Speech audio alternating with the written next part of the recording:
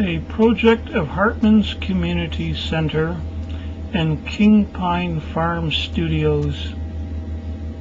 Donate to Hartman's Community Center today, 41 Main Street East, Milton, Ontario, Canada, L9T1N2. Hartman's Community Center is a registered charity with Revenue Canada and can offer tax-deductible receipts for donations made to it. O'Reilly was investigating suspicious van at the Sandwich Mall Canadian Tire parking lot. In it he found an older man sleeping in a sleeping bag, who, when he slipped out of the sleeping bag, he found to be only in his underwear. At that point, Officer O'Reilly became a little more suspicious, and he demanded the guy provide his identification, which he did. The guy's story was that his van had broken down earlier in the day, in that it had been towed in after the repair shops had closed. And he told the Officer O'Reilly that a cop on the 401 could confirm his story. So Officer O'Reilly radioed in the request for proof of this information, and then he told the young man just to relax for a while. Well, he asked him a few questions about the bottles and containers in the van. O'Reilly noticed that it seemed to be getting hotter in the air, and he was eager to be away, but he had to wait for the report.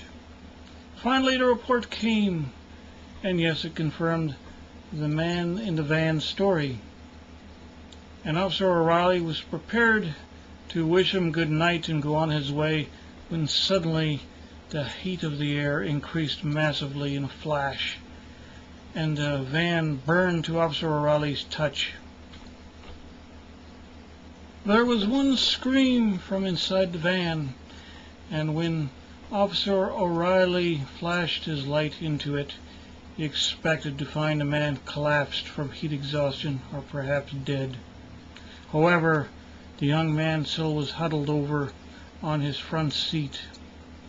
But as Officer O'Reilly looked, he could see that his eyes were beginning to glow red, and his face seemed to have taken on a more brutish aspect. Sensing that this was not a place he wanted to be near, Officer O'Reilly quickly bid the man a good night and backed off. All he got from inside the van was a grunt, an animalistic grunt. Inside the van, Bernard Bentlar had been having a bad night after being investigated by an officer of the law while he was in his underwear.